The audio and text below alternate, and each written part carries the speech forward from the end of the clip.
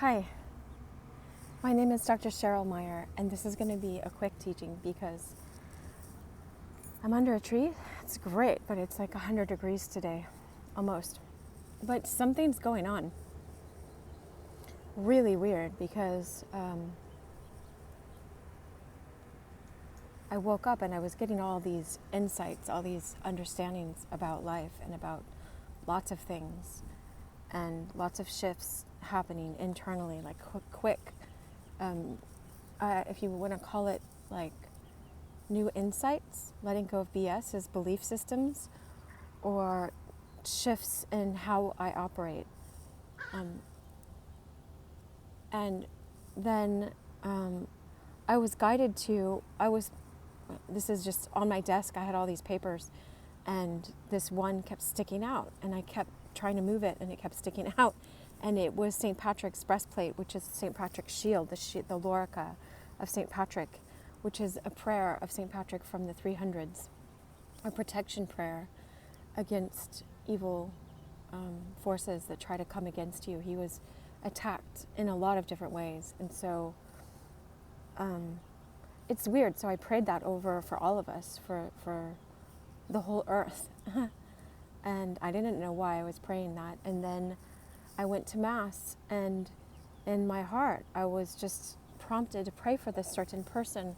And he's like a famous person, I won't say who. But it's only because I was with one of my friends over the weekend, and she was friends with this person. And I grew up with her in Dallas, or whatever. And so, and I had no idea, but I met him before. I met him. But then I just was going on Twitter to direct message the person and say, hey, you just came up in my prayers at Mass for some reason, and this protection prayer over you. And like he's trending on Twitter right now. Like it's so weird. We are all connected in this collective consciousness. And you don't have to believe that. But I also got this understanding that you, whoever are here with me now, the people that have been following my videos and listening and learning and changing and transmuting your own energy and upgrading, let's say, we can call it upgrading. It's not an ego thing. It's just letting go of limiting beliefs thing. As you let go of limiting beliefs that have kept you trapped in lies, you raise higher. Your consciousness raises higher. So, oh yeah, I got that insight. It was just like, you guys are here for training as, it's going to sound weird, but I'm training. We are always, life is a school, so it's not that big of a deal, but it is. It's my job to keep learning in my school and keep conveying that to whoever shows up here. So it's not like this huge, I don't know, I'm not going to downplay it, but I'm not going to upplay it. It just is what it is. And so I made my Bob Marley No Woman, No Cry last night just because I felt like doing it. And then I realized it's a meditation. It's song as meditation. Even when he says, I remember when we used to sit. That's it. Like I'm sitting right now at the bottom of a tree. And I was walking this morning listening to that song a little bit more that I'd put up last night, and me singing it, and that came to my mind. It's just remembering is part of our job, remembering who you really are, that you're a soul having a human experience, that you're allowed to sit and be in quiet and have your ego mind to sit, not run your life. It is not the boss. Who's in charge? That's funny. That's funny. Okay, anyway, it is, no, maybe we'll find out later why I was making that joke, but I don't want to say any names right now. I don't like doing that. Well, for some reason I'm not asked to right now, or I don't want to. But your ego keeps trying to dominate, and your old obsessive thoughts try to dominate, and your old belief systems try to dominate. And you are the soul inside your being self. And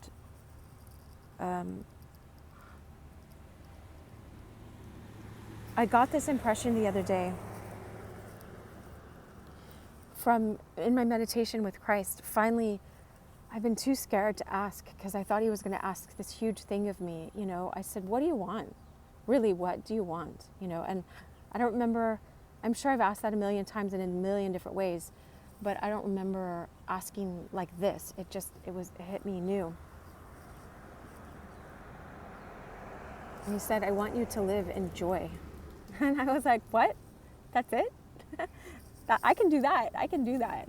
But, you know, that was a couple weeks ago, and it's proven to be more difficult than I thought. And it's not from trying to be in joy, but it's just allowing. When you're in what Eckhart Tolle said in The Power of Now, I remember listening to it on audio the other day when I was walking, was that joy and love and peace are they're three qualities of our normal states. When you're in your soul self, and when I remember when we used to sit, remember is your wholeness, remembering yourself, coming back to your own true inner wholeness again, and you're remembering to sit and be in quiet and let your ego sit, let it not be dominating, and your egotism is not this evil thing, let's call it. It's like, anyway, when you sit and you let go of all these blah, blah, blah, chatter, you come back into resonance with love and joy and peace, your true state of being. And so it's like Christ was just asking me to return back to align with my true state of being when I'm not getting my definition of worth externally from other people or other things, or from the way I look, or from what society tells me to look, or what they tell me to earn, or who they tell me to be, or any of that stuff. And so another insight that was coming today on my walk and through lots of meditation and inner work, because I've been letting go of old people, good friends we've had and good friends we've lost along the way. I didn't know, I don't know if this is going to be my teaching. I'd like to teach on that song, but I don't know if this is going to be the teaching or not, or just part of it. But good friends is, we identify with all these old beliefs. I identify with these things my parents taught me about my worth that were untrue, that were scraps, that I'm only worth scraps. Not that they intended to teach me that, you know, but they believed that they were only worth scraps in certain ways. And so I believed that. And so that was my good friend, this friend of, you're worth rejecting, you're worth not knowing, you're worth not being close to. I mean, my parents were great parents in a lot of other ways. It's so weird. Like, by the way I talk about this, you'd think that they were like the worst people ever. But, and again, I'm not maximizing or minimizing their brokenness and how they taught me unconscious patterns that were destructive. But when I have this good friend that this is the best you're gonna get, so like just start begging in a relationship. I don't beg. Don't get me wrong. I don't. But when you think you're supposed to accept a certain pattern of behavior, of distance in a relationship, because you have that distance within yourself, you're cut off from your own heart. You're gonna accept another person that's cut off from their heart, that's cut off from your heart. And if you grow up with that in childhood, then you think that's all there is. And you have this limiting belief. You have this belief that all you're supposed to get is scraps. And it's like, no, you're meant to have the fullness of love, the fullness of joy, the fullness of peace. And so as I let go of that idea, okay, I'm not saying like, leave every person you've ever known, like, peace out, I'm going to, I don't know, I was going to say Mars, but I don't know about Mars. I don't know, like I'm going to another planet. Oh, I love that line. That's my favorite line in Star Wars. It's like, I'm never coming back to this planet again. Luke says that. I love that line. Like, who knows what planet? But anyway, this place where true love is.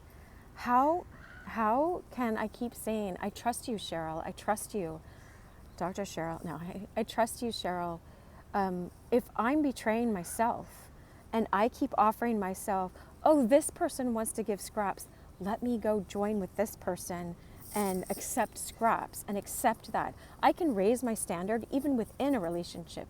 Like if you're in a marriage, you can raise your standard of how you operate within yourself, and that raises the standard within your marriage. And that person will either rise up or they will be like, what is this? And they will want to leave you and reject you. And that's the sorry fact of it. And I'm reducing this a lot. So it's not at all about push them. It's just learn, Jesus said, take the log out of your own eye. Take responsibility for how you raise a standard within yourself, how you sit up within yourself. Good friends we've had and good friends we've lost along the way. In this great future, you can't forget your past. So dry your tears. I say, I get to dry my tears because I don't sign up for less anymore. Like I've had a lot of tears. I just was telling my friend, this healer guy, I said, I've been crying a lot. It's like been Niagara Falls the last 8 months. I'm like, when is the crying going to stop?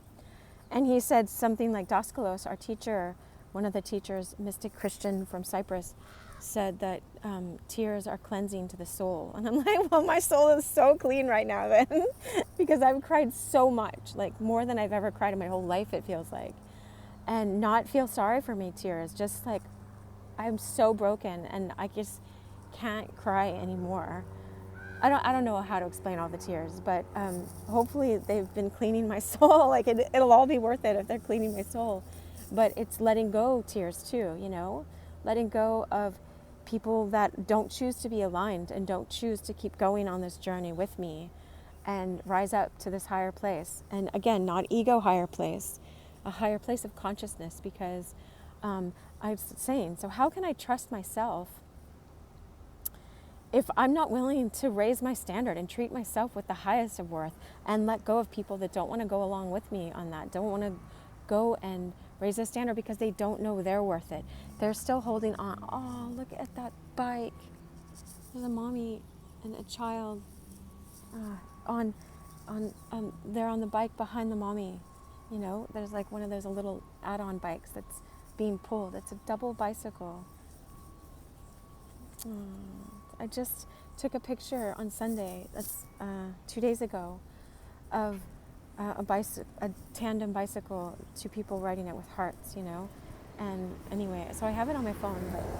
But anyway, so you're riding together in union with this, towards this the high goal of love. Returning, getting your innocence all over again by accepting the forgiveness of God for all the wrong, or I don't want to say God, of divine love, for any ways we've acted that were not in the highest of love. So what I'm saying is, back to, if I keep giving myself scraps and go, let's wait for this person to stop giving me scraps, then I'm not honoring myself. I'm being disrespectful towards myself. I used to say to my clients, it's like if I keep walking around a chainsaw and asking that person to stop being a chainsaw, it's like I'm subjecting myself to be cut by that person. And I'm not saying go in a tower and hide away from,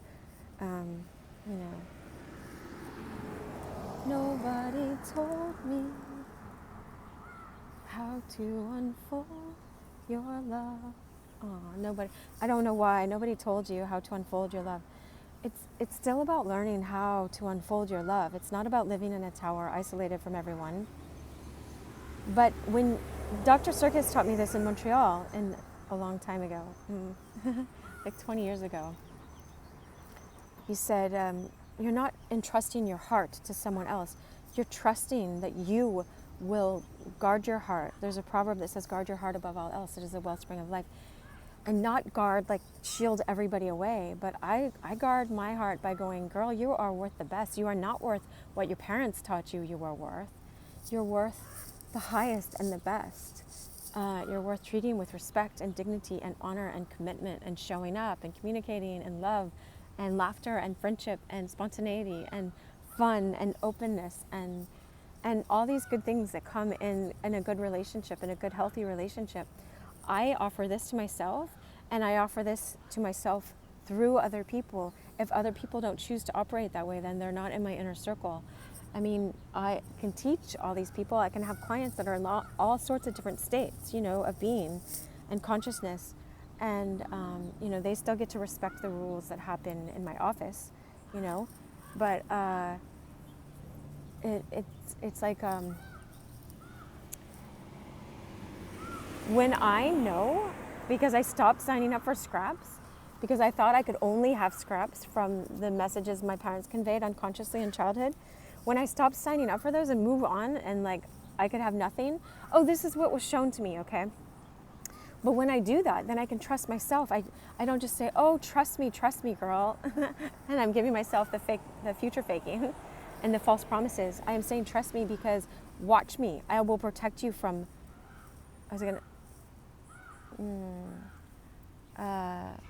assholes. That's what I told myself this morning.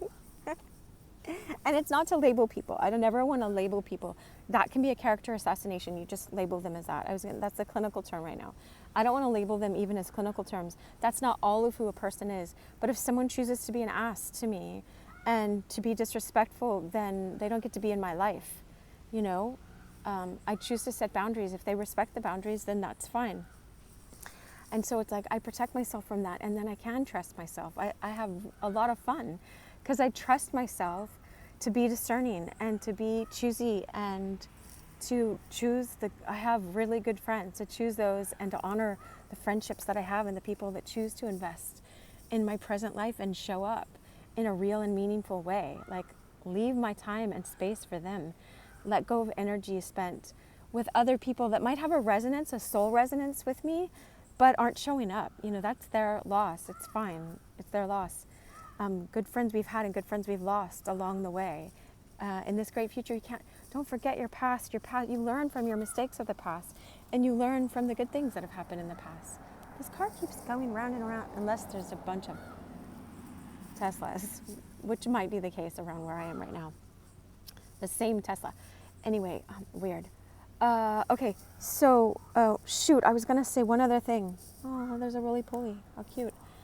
And it was so important. It was so beautiful. I just got this beautiful insight.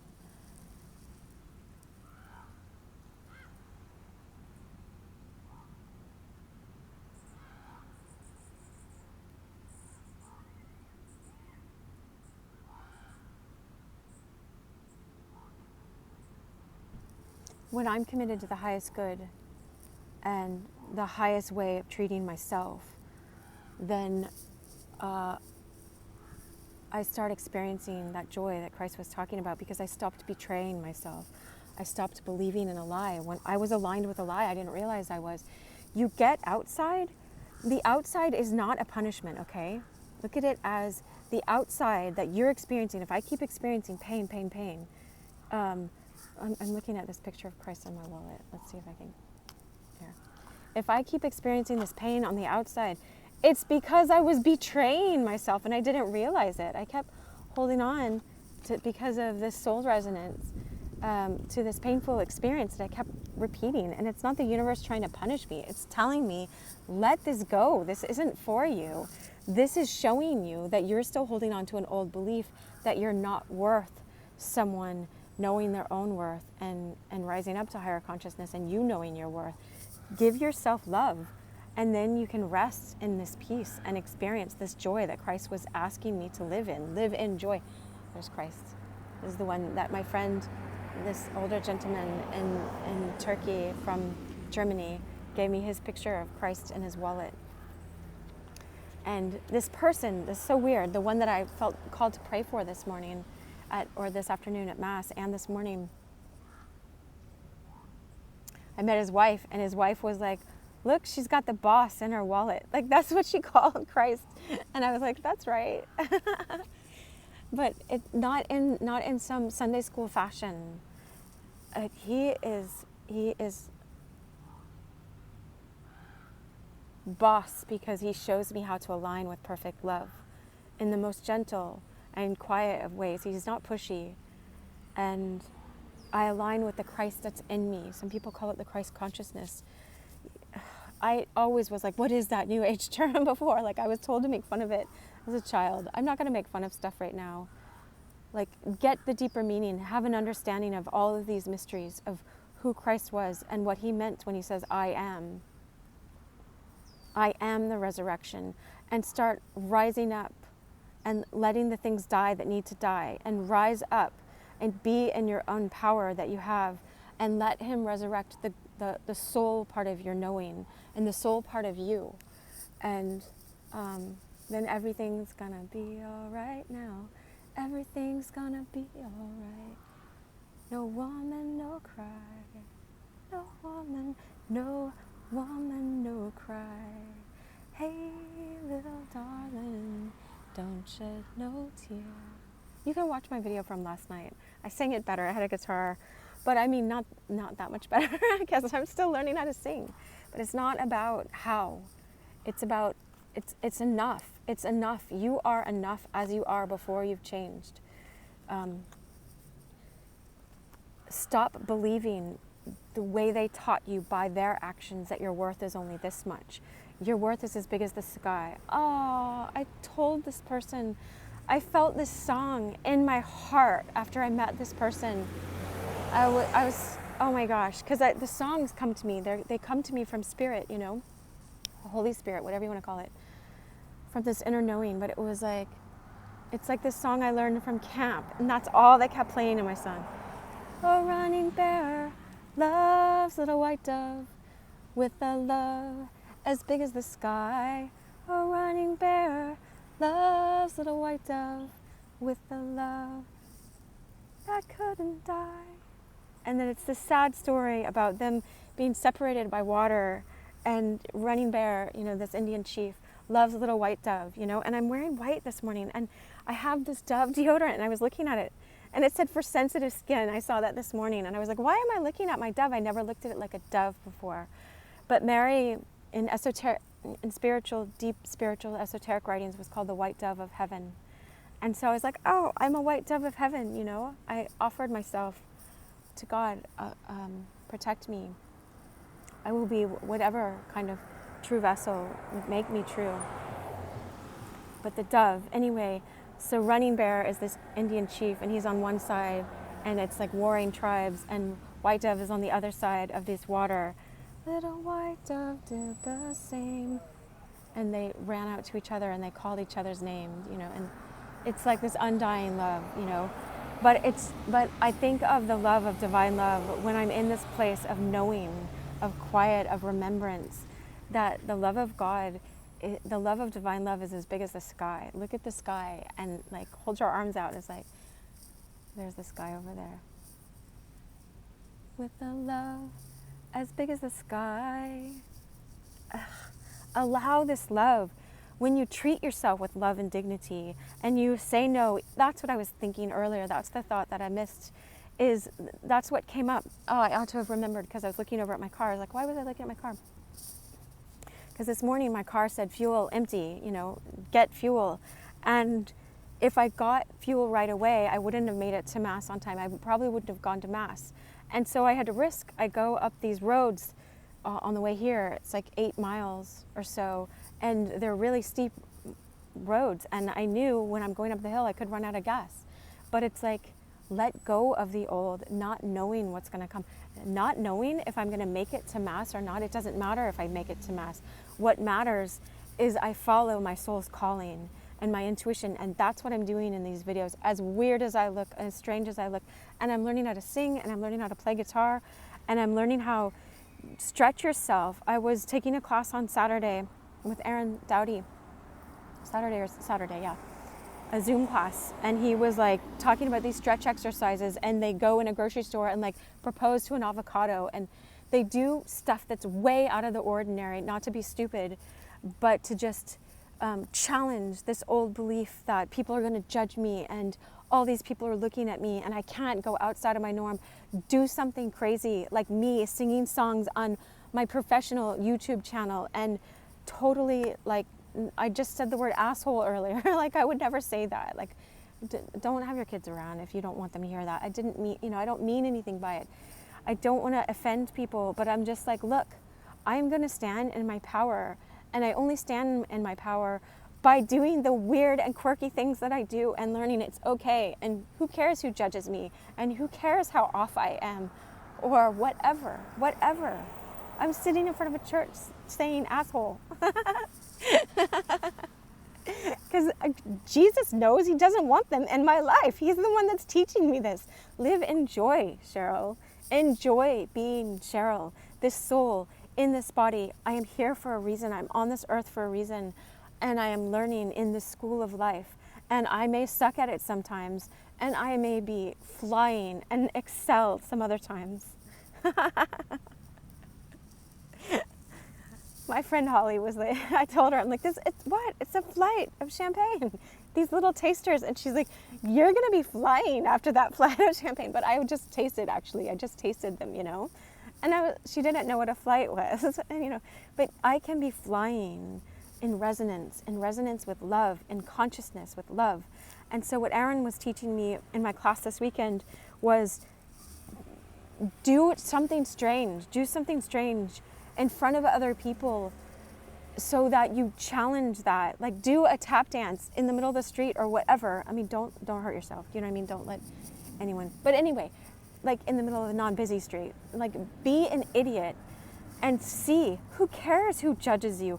You're gonna live your whole life being small and being worried who's judging me, instead of living your best life and living your highest life. What are we here for? I know people say YOLO, you only live once, and I don't know if we do, but I'm just saying, this is your life now. Who's gonna live it? Someone else? I'm not letting someone else live my life. I live my life. And so I had to risk. The gas tank on empty was I was shown in my inner mind it's just as easy. And this is what else came up in that. And my inner mind was impressing upon me, my higher self or the Holy Spirit or whatever. Like, I know how to discern if it's good, usually. And it was showing me, because I had last night, there was a sort of emergency. One of my children is allergic to nuts. And so I had to get him home quickly to this medicine that I have. And I have an EpiPen too, but so I was about to run out of gas, and I got home and I was like, okay, and he's okay. But tomorrow I either need to I'll go to the gas station at this time, on my way here, on this one errand that I knew I had to do. And then I didn't know I was coming to Mass today, because apparently some people need to be prayed for, and I just followed that, And so I was like, but I don't have gas yet. What if I don't get to Mass? And I saw this other gas station that's right by here in my mind's eye, and it's different from the gas station that I was going to go to when I had in my mind. So your egotism, or not just egotism, but there's a part of your mind that sets out the day, that plans this and plans that, and be flexible. This is what I'm saying, is my inner mind, my spirit was showing me it's as easy to let go of people treating you like crap as going, I was going to go to that gas station. Oh, I don't choose that gas station. I choose going to Mass, possibly running out of gas in order to get here, and seeing what happens and making it to this other gas station, because you have to let go and have an empty hand, and it feels like I'm going to have nothing. I risk everything. One time I was crying. I saw one of my friends in my inner mind in a meditation, and I was crying to this friend, and I was like, I have to let you go. I have to let you go, and we have to go this part on our own. If we both make it to the other side, where love is, then I'll see you there. and the most painful experiences of my life. And no woman, no cry does not mean you can't cry. Feel your feelings as you come up, as they come up, and then you get to a place where there's going to be less crying because you're not treating yourself with disrespect anymore. But it was so painful. I had to tell this friend, there's a part that we have to do alone. It looks like we're alone. We're not alone, because divine love is always with us. The Lord is my shepherd. Christ is the shepherd king. He's always with me, and he's my best friend and shepherd. That's what it says in Aramaic, in Hebrew. It's a play on words. Shepherd is like best friend. It's the same word with two different letters. So he's both. So I wasn't alone. And this person's not alone. But it feels like we're alone. We have to let go of what we knew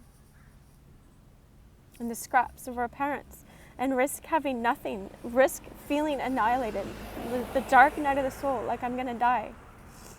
And I was like, I'll meet you on the other side. I'll be there. I hope you're there.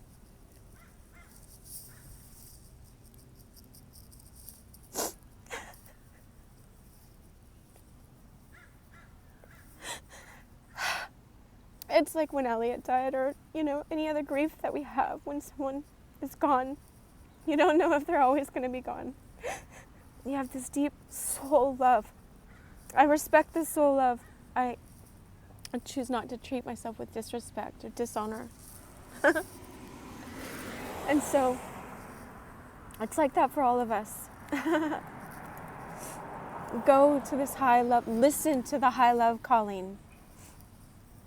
Let go of whatever is blocking you from that, whatever BS belief system, whatever limiting belief system. Be brave, be bold. Ask Christ for everything else. Anything else where I've given everything. I have nothing else. I have no way to get over there. You're gonna have to show me the invisible bridge for the rest. Walk with me, hold me, carry me, whatever it takes. Be humble and ask for the rest. And it will be provided. It's always given. Ask and it is given. Just ask sincerely.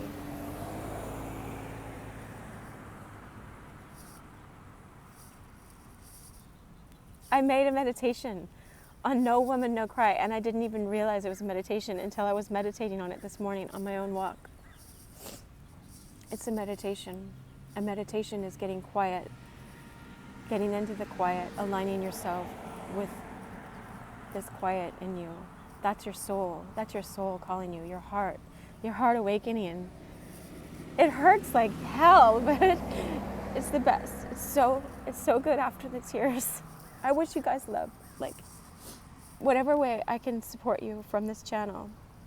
I am the White Dove of Heaven channel.